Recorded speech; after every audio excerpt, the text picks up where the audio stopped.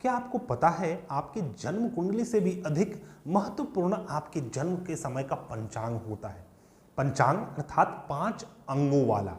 आज के हम इस वीडियो में उन्हीं 5 अंगों में एक अंग तिथि के ऊपर बात करेंगे और उस तिथि को भी जब सूक्ष्म रूप से देखा जाए तो शुक्ल पक्ष और कृष्ण पक्ष, यह जो पक्ष है यह पक्ष क्या होता है और शुक्ल पक्ष में जन्म लेने का अपना क्या फल है, क्या महत्व है, किसी जातक को क्या समझना चाहिए यदि उसका जन्म शुक्ल पक्ष की किसी भी तिथि में हुआ हो, और किसी जातक को क्या समझना चाहिए यदि उसका जन्म कृष्ण पक्ष के किसी भी तिथि में हुआ हो। तो तिथि का अपना फल है। अगर आपका प्रथमा तिथि में हुआ है तो उस जातक का अपना फल रहेगा, द्वितीय तिथि में हुआ है, तृतीय में हुआ है, इसी प्रकार से 15 तिथि होते हैं और एक माह में कुल 2 पक्ष होते हैं। एक पक्ष में 15 तिथि होती है। तो यदि आपका जन्म शुक्ल पक्ष में हुआ है तो कुछ विशेष बात आपके अंदर है, और कृष्ण पक्ष में हुआ है तो कुछ विशेष बात आपके अंदर है। वह विशेष बात है क्या, इसके ऊपर विस्तार से हम चर्चा करेंगे। मैं हूं आपका आध्यात्मिक दोस्त डॉक्टर मोहित और आपके अपने चैनल एस्ट्रोलॉजर डॉक्टर मोहित शाह में आपका स्वागत करता हूं। दोस्तों, यह जो पक्ष है, किसी भी मास में 2 पक्ष होते हैं। यदि आपका शुक्ल पक्ष में जन्म हुआ है, अर्थात शुक्ल पक्ष क्या होता है, जब अमावस्या के बाद, अमावस्या 15वां तिथि होता है, अमावस्या के बाद जो पहला तिथि होता है, पहला से लेके पुनः पूर्णिमा तक आपका शुक्ल पक्ष रहेगा, और पूर्णिमा के बाद जो पहला तिथि होगा वह कृष्ण पक्ष प्रारंभ हो जाएगा और अमावस्या तक कृष्ण पक्ष चलेगा। फिर से अमावस्या समाप्त होगा, दूसरा दिन अमावस्या के जस्ट दूसरे दिन शुक्ल पक्ष प्रारंभ हो जाता है। तो यह शुक्ल पक्ष और कृष्ण पक्ष है। जैसा कि आप जानते हैं, अमावस्या के जस्ट बाद से चंद्रमा अपने कलाओं में आने लगता है। प्रथम तिथि में पहला कला, द्वितीय तिथि में दूसरा कला, तृतीय तिथि में तीसरा कला, और 15वां तिथि अर्थात पूर्णिमा आते आते चंद्रमा पूर्ण कला में आ जाते हैं, अपने 15 कला में आ जाते हैं। तो जब चंद्रमा का कला बढ़ रहा हो तो उस समय शुक्ल पक्ष होता है, जब चंद्रमा का कला घट रहा हो तो उस समय कृष्ण पक्ष होता है। तो जब चंद्रमा का कला बढ़ रहा होता है तो ऐसा माना जाता है कि शुभ चीजों का आगमन हो रहा है, क्योंकि सूर्य और चंद्रमा ये दोनों प्रत्यक्ष देव हैं, हमारे लिए प्रत्यक्ष भगवान हैं। चंद्रमा औषधि के देवता हैं, औषधियों को पुष्टि करते हैं और उस औषधि से हमारा पुष्टिकरण होता है। चंद्रमा सभी जल तत्वों को रूल करते हैं, तो हमारा पूरा शरीर 70% लगभग जल तत्व से बना हुआ है और उस जल तत्वों को चंद्रमा गवर्न करते हैं, रूल करते हैं।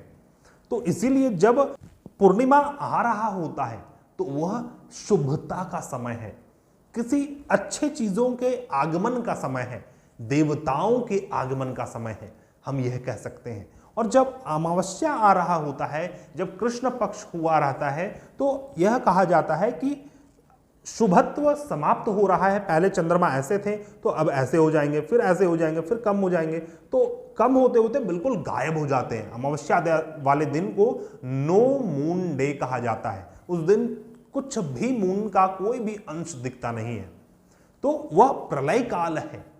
उस समय को अशुभ समय, अमावस्या को आप सभी सुनते होंगे, अमावस्या के रात को आप बाहर ना जाएं, अमावस्या की रात को एक भयभीत रूप से देखा जाता है और पूर्णिमा के रात को एक शुभता प्रकार से देखा जाता है।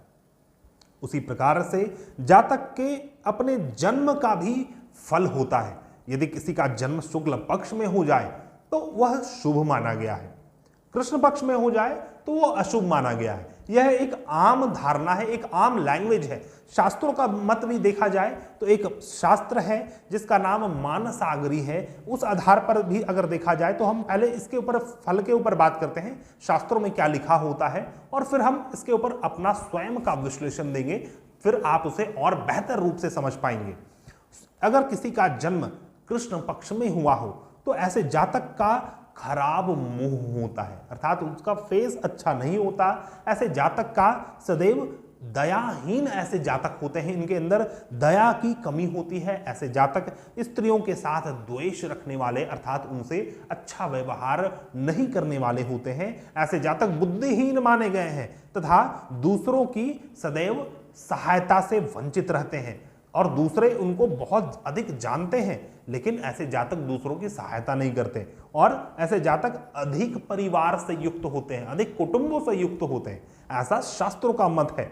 और यदि किसी का जन्म शुक्ल पक्ष में हो जाए तो ऐसे जातक बहुत ही सुंदर मुख वाले होते हैं, लक्ष्मीवान होते हैं तथा अपनी स्त्री को या फिर किसी भी स्त्री का यथाउचित आदर सत्कार करने वाले होते हैं।